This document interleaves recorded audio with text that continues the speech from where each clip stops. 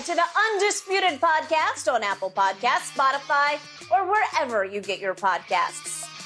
The Cowboys re-signed Cooper Rush. It's a 2-year deal over the weekend that's worth up to $6 million. The QB went 4-1 last season, filling in for Dak Prescott. Don't forget, Tony Romo predicted during that win over the Vikings that Cooper Rush would get a massive deal with another team this offseason. Guys, I think at times you thought that might be possible as well. Shannon, what happened here? No. I want people to hear the passion in which Tony Romo spoke of Cooper Rush. Can we roll that tape? Cooper's just better than people realize. I think Cooper is going to get a big contract after this year, and we'll see. Does some team believe he is starting quarterback worthy? I do. Who was the guy that came out here the very next day and said, I don't?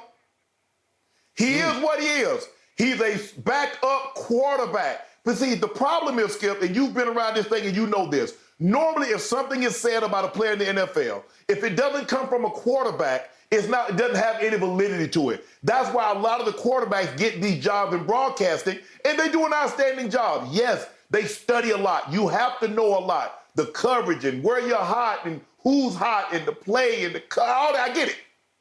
But I told you, he's a backup quarterback. Nobody looks at Cooper Rush and says, he's going to change my life if I bring him to our organization.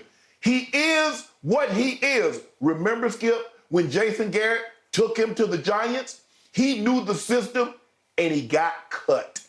And he's back in Dallas where he belongs as a backup quarterback because that's what he is. At this juncture of his career, he's a very good backup quarterback, but he's not special. He's not a life-changing. He's not franchise-altering. Even if you have a historic defense, you can't overcome his inadequacies as a quarterback. He's just a marginal quarterback. He is what we call a jag, just a guy, just a guy. And I can't tell you how wrong you are and how wrong every team that needed a quarterback is for not taking and jumping all over a Cooper Rush deal. What happened was Cooper Rush got Odell'd. He got Lamar'd. The sheep think out there in the NFL, they looked at him and said, well, he doesn't have a great arm. I don't know because it looks like he's a backup quarterback because he got cut by the baloney. Cooper Rush can flat out play quarterback, in my eyes, even more consistently than Dak Prescott.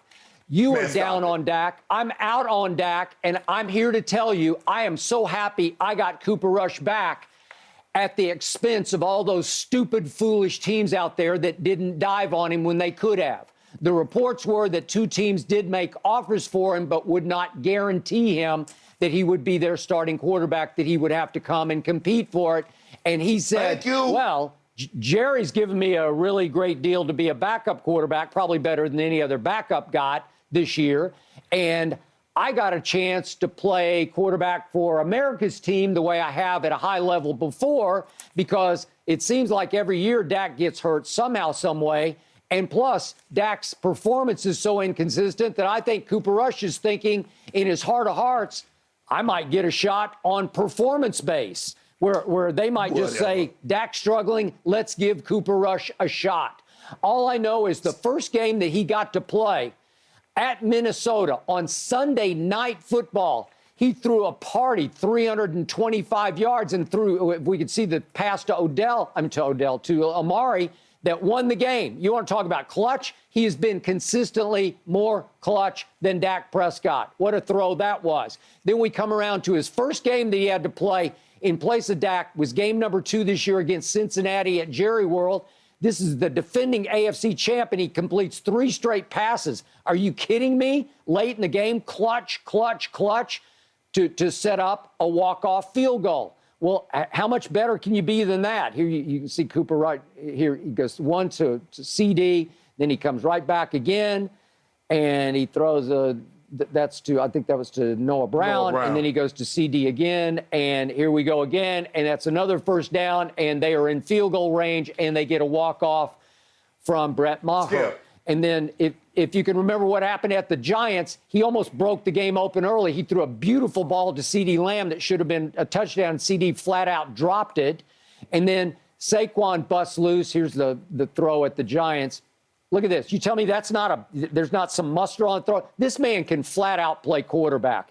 And then what does he do against the Giants? They fall behind because Saquon broke loose in the third quarter. They're down 13-6. He goes 2 straight touchdown drives in which he completes 12 out of 13 for 129 on Monday Night Football against the red-hot Big Blue Giants up there on Monday Night Football. What more do you want, Shannon? I saw it game after game. He went and beat the Rams at the Rams. He threw 2 picks early against Philadelphia because they were red hot. No, he wasn't terrible. Then he scores 17 unanswered, and all of a sudden it's 20-17. Though the Rams weren't terrible at that point. They still had their players. They were terrible. So they were still terrible. Okay. Skip, but see, this is what you do. Yeah, he can play there in a horror movie. But here's the thing. This is what you do. When they agree with me, you talk about the sheep thing. Skip, in the game that he played, the defense gave up 17, 16, 10, and 10. He never threw for more than 235 yards. Oh, yeah. But I'm saying, Skip, how many teams have a Cowboy defense that you're going to be able to keep the score low and then have a game manager as a quarterback to possibly get you in field goal range late and win the game? Skip, he is a guy, and that's okay. There's not a whole lot, Skip, there's not a whole lot of movable quarterbacks that can change fortunes. There are only a handful of them, and he's not on either hand. So he's not one of them, except the fact that you got a good backup quarterback. If something unforeseen were to come in, go happen to Dak, he can come in and do an adequate job. But this notion that some team was going to come get him and make him their starting quarterback, I said it. As a matter of fact, I went up to the tallest, I went up to Redwood, Big Bear, and shouted it. He's not a starting quarterback. No, no, no. And you knew it. He plays quarterback more consistently than Dak Prescott. I just shouted it from the rooftop that I'm in here. Yep. No, stop it. You know good well he don't play no quarterback better than no Dak Prescott.